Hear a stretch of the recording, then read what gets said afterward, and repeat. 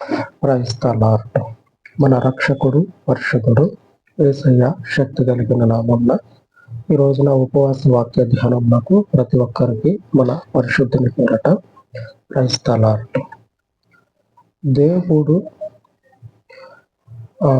తన ప్రజలు కానటువంటి వారు ఎవరైతే ఉన్నారో వారిని కూడా తన యొద్దకు మేలు చేయటానికి ఆయన తీర్మానం చేసి ఉన్నాడు. దేవుడు తన ప్రజలు కానటువంటి అన్య జనాంగము వారికి మేలు చేయటం కొరకు తీర్మానం అనేది దేవుడు చేసి ఉన్నాడు. లేఖనాల ప్రకారంగా మనం వాక్యాన్ని ధ్యానించుకుందాము. మొదటిగా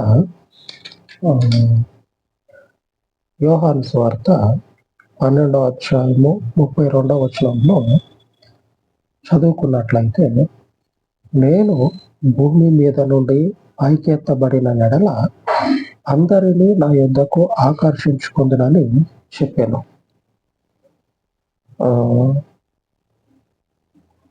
కొత్త నిబంధన గ్రంథంలో అన్ని విషయాల్లో కొన్ని మర్మంగా ఉంటాయి, కొన్నేమో మర్మంగా ఉన్నవి అనిపిస్తుంది కానీ మర్మం కాదు. ఆయన కొండ బద్దలు కొట్టి చెప్పుకుంటూనే పోయిండు. ఆయన కొండ బద్దలు కొట్టేసి చెప్పుకుంటూనే పోయిండు. కానీ అది మనము ఒక్కొక్కసారి ఆలోచన చేస్తే ఇదేదో మర్మం అయి ఉంటుంది, అర్థం కాదని చెప్పి అనుకుంటాం. ఇప్పుడు చదువుకున్నటువంటి లేఖనానికి తగ్గట్లుగానే ప్రభు ఒక మాట చెప్తాడు.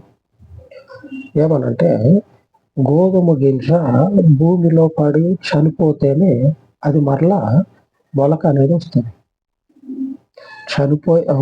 గోధుమ గింజ అనేది చనిపోకుండా ఉంటే ఎట్లా మొలక వస్తుంది? అది భూమిలో పడాలా, చనిపోవాలా, తర్వాత మరలా మొలక అనేది రావాలి. ఆ వాక్యం ఇప్పుడు చెప్పుకున్న మాటకు తగ్గట్లుగానే ఇదిగో ఇప్పుడు చదువుకున్న వాక్యం, నేను భూమి మీద నుంచి పైకెత్తబడాలి. పైకెత్తబడినట్లయితే అందరినీ కూడా నా యొద్దకు ఆకర్షించుకుంటా. కడుపు నిండా బిర్యానీ పెట్టి బాగా పీకల దాకా తినిపించి తాగిపిస్తే ఒకడు మన మాట వింటడనుకుంటే అదొక భ్రమ, అపోహ. ఎన్ని రోజులు తినిపిస్తావు, ఎన్ని రోజులు తాగిపిస్తావు? తెలివి లేనివాడికి ఆ పని చేయవచ్చు.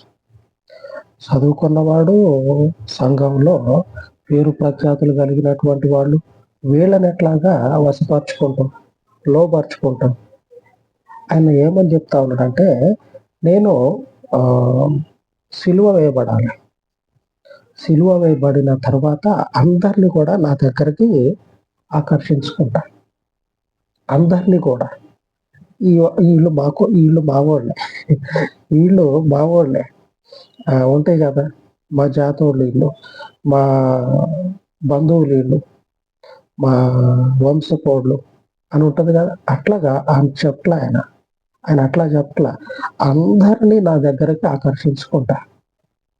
తన ప్రజలు కానటువంటి వారితో సహా అందరినీ కూడా ఆయన దగ్గరికి ఆకర్షించుకుంటా అని చెప్తా ఉన్నాడు. దేవుని యొక్క వాత్సల్యత, ఆయన మన ఎడల చూపినటువంటి త్యాగం అనేది కనపడతా ఉంది. దేవుని యొక్క త్యాగం అనేది తన వారు కానటువంటి వారు, తానంటే ఎరుగనటువంటి వారి సైతం కూడా, వచ్చేటువంటి తరాలు కూడా బతుకున్న వాళ్ళు కాదు, నా పుట్టబోయేటువంటి తరాల గురించి కూడా ఆయన ఏం చేస్తా ఉన్నాడంటే ఆయన యొక్క వాత్సల్యతని కనపరుస్తా ఉన్నాడు. లేఖనంలో ఒకసారి మనం జ్ఞాపకం చేసుకుంటే, యోహాను సువార్త 10వ అధ్యాయము 18వ వచనం, ఎవడునూ నా ప్రాణము తీసుకొనడు, నా అంతటా నేనే దాన్ని పెట్టుచున్నాను. దాన్ని పెట్టుటకు నాకు అధికారం కలదు, దాన్ని తిరిగి తీసుకొనుటకును నాకు అధికారం కలదు. నా తండ్రి వల్ల ఈ ఆజ్ఞ పొందితినని. అంటే ఆయన పోయి వారికి అప్పగించుకుంటేనే ఆయన శిలువ మరణం పొందాడు. వాళ్ళేదో వచ్చి తప్పించుకునే అవకాశం లేదు, చేతికి దొరికిండు అని చెప్పనని సంబరపడతా ఉన్నారు. అది కాదు అసలు. నా అంతట నేనే నా ప్రాణం పెడతా ఉన్నా. నాకు అధికారం కలదు. నాకు అధికారం కలదు ప్రాణం పెట్టడానికి.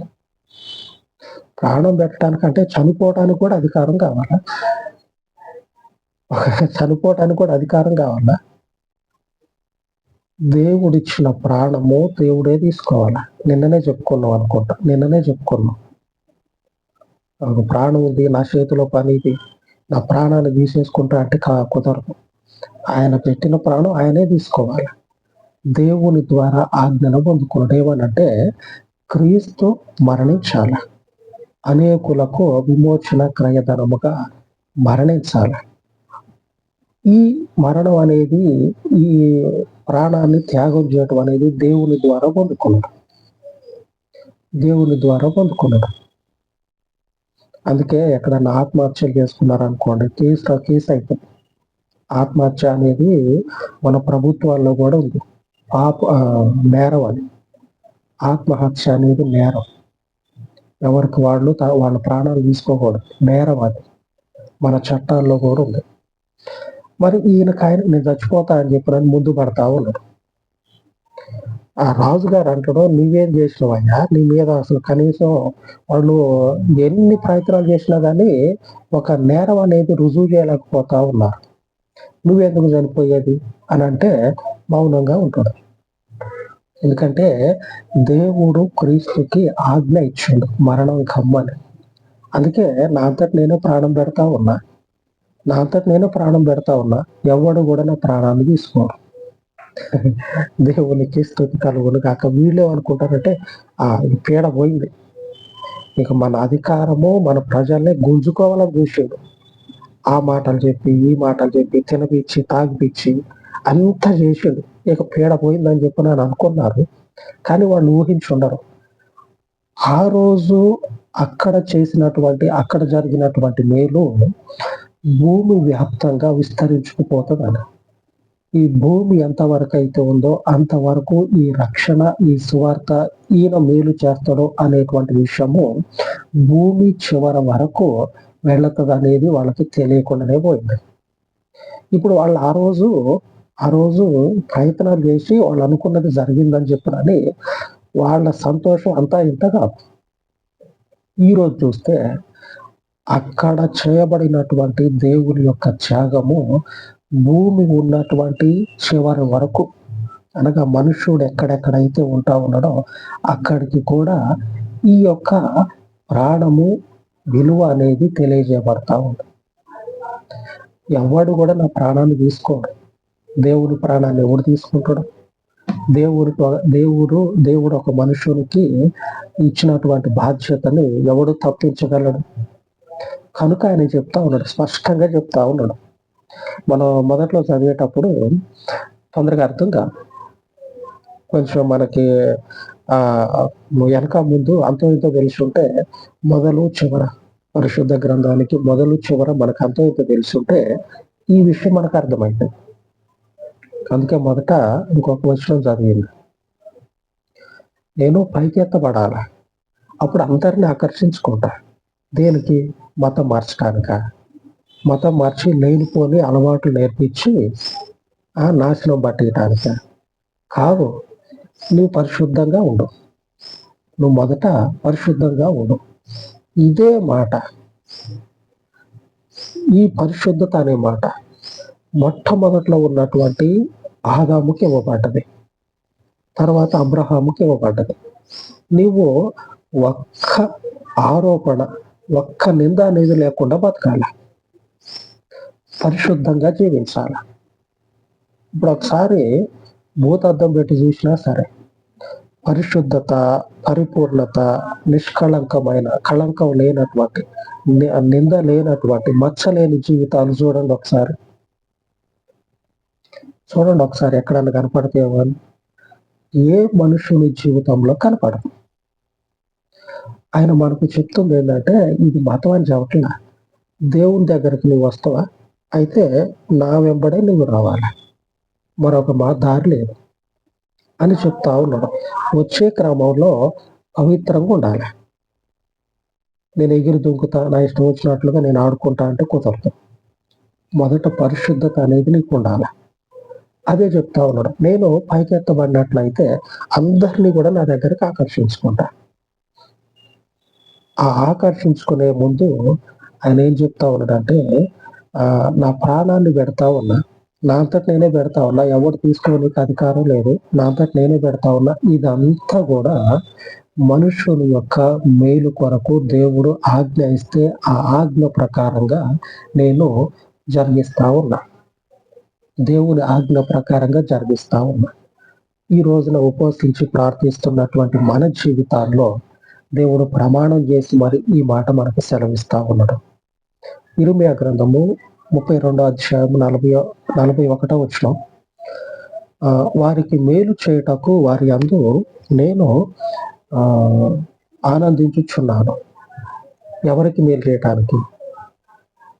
ఎవరైతే క్రీస్తుని అనేకులని నా దగ్గరకు ఆకర్షించుకుంటా అని చెప్పింది కదా, ఆ భూమికి ఆ కొనలు ఆ చివర్లు ఎక్కడైతే ఉన్నాయో అక్కడి నుంచి ఇక్కడి వరకు, అనగా క్రీస్తు యొక్క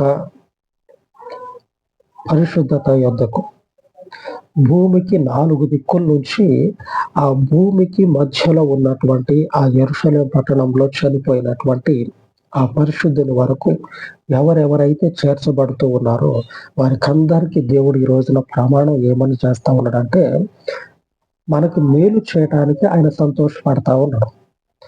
ఎందుకంటే క్రీస్తు అనేటువంటి పరిశుద్ధుడు మన కొరకు బలి అయిపోయాడు. ఆయనే మన బాగోగులు, ఆయనే మన యొక్క సమస్తాన్ని కూడా చూసుకోనగలిగిన దేవుడు, మనకి సమస్తాన్ని కూడా దయచేయగలిగిన దేవుడు, మనకి సమస్తాన్ని కూడా అనుగ్రహించే దేవుడు. మేలు చేయటానికి ఆయన మన యందు సంతోషపడి తన ప్రాణాన్ని పెట్టుకుంటా ఉన్నాడు మేలు చేయటం కొరకు. ఎందుకంటే మనం చూస్తూ ఉన్నాం కదా, ఎక్కడికి పోయి చూసినా సరే నమ్మకత్వం అనేది లేకుండా పోతా ఉంది. మరలా పరాయోడు కాదు, బయటోడు కాదు, వేరే దేశపోడు కాదు, మనోడే. మన అనేటువంటి పరిస్థితుల్లో ఉండేవాళ్ళే. మన అనేటువంటి పరిస్థితి ఉందా, అయితే నమ్మొచ్చు అని పోతే అక్కడ నమ్మకానికే అక్కడ నమ్మకం అనేది లేకుండా పోతా ఉంది మనోళ్ళ మధ్యలోనే. కానీ లేఖనంలో ఆయన ఏమంటా ఉన్నాడంటే, అందరినీ నా దగ్గరకు ఆకర్షించుకొని వాళ్ళందరికీ కూడా మేలు చేయడానికి నేను సంతోషపడతా. అందుకే తన ప్రాణాన్ని పెట్టి ఏం చేస్తా ఉన్నాడంటే, మనల్ని అందరినీ కూడా ఆయన యొద్దకు చేర్చుకుంటా ఉన్నాడు. ఈ రీతిగా చేర్చబడినటువంటి ప్రతి ఒక్కరు కూడా దేవుని చేత మేలును పొందుకునేటువంటి స్థితిలో నిలబడి ఉన్నాం. ఈ ఉపవాసాలు, ఈ ఉదయకాల ప్రార్థనలు జీవితంలో మన ఆత్మీయ జీవితంలో మనము ఎంతగా ఆయనను వెంబడించి ఆయన కృప కొరకు కనిపెట్టుకొని ఉన్నామో ఆ కృపను ఆయన సమృద్ధిగా ఇస్తాడు. మనం అడగక ముందే ప్రాణం తెచ్చాడు. ఖచ్చితంగా కృప అనేది మన మీదకి వచ్చి పడుతుంది. మనం అడగల, మాకు అది కావాలి, ఇది కావాలి, మాకు మేలు జరగాలని చెప్పినని అడగల. ఆయనే మేలు చేస్తానని చెప్పినని ఆయనే బలి అయిపోయాడు. కనుక కృప అనేది సమృద్ధిగా, అనగా మేలు అనేది, నెమ్మది అనేది మనకి క్రీస్తు ద్వారా అనుగ్రహించబడుతుంది. ఆయనే ప్రమాణం చేస్తా ఉన్నాడు, నేను సంతోషిస్తా ఉన్నా మీకు మేలు చేయటం కొరకు. ఆ మేలు చేసేటువంటి దేవునికి అలాగ ప్రార్థించుకుందాం. పరిశుద్ధుడు అయిన తండ్రి, ఈ ఉదయకాలం మందు మీ సన్నిధిలో ఉపవసించి ప్రార్థిస్తూ ఉండగా, అయ్యా మీ కృప చేత, మీ పరలోకపు కనికరము చేత భూదిగంతముల నుంచి నీవు ఆకర్షించుకున్నటువంటి, నీకు ప్రియమై ఉన్నటువంటి నీ ప్రజల యొక్క ప్రాణాత్మ దేహములను, వారి యొక్క జీవితాలను, కుటుంబాలను జ్ఞాపకము చేసుకొని వారికి మేలును దయచేయమని పరలోకపు తండ్రి, మా ప్రార్థనలన్నిటిలో కూడా మీ కృపను జ్ఞాపకము చేసుకొని సమృద్ధిని అనుగ్రహించి లేముని పారద్రోలి బలహీనత యందు తండ్రి మీ పరలోకపు గొప్ప బలమును ధరింపచేయమని, అలాగే పరిశుద్ధుడా, ఇదిగో నాయన ఈ దినములలో ఇంటర్మీడియట్ పరీక్షల కొరకు సిద్ధపడిన ప్రతి ఒక్కరిని జ్ఞాపకము చేసుకొని వారిని తండ్రి బలపరచమని, జ్ఞానము చేత వివేకము చేత నింపమని, అలాగే ముందటికి తండ్రి ఎందరైతే పరీక్షలకు సిద్ధపడుచు ఉన్నారు వారిని అందరినీ మీ కృపలో జ్ఞాపకము చేసుకొని వారికి మేలును జరిగించమని మీ పాదముల ఎత్త తండ్రి ప్రార్థిస్తూ యేసు నామమున వేడుకొనుచు ఉన్నాను తండ్రి. ఆమేన్, ఆమేన్. సర్వోన్నతుడయ్యున్న మన ప్రభు కృప నిత్యము మనకు తోడయ్యుండును గాక. ఆమేన్, ఆమేన్.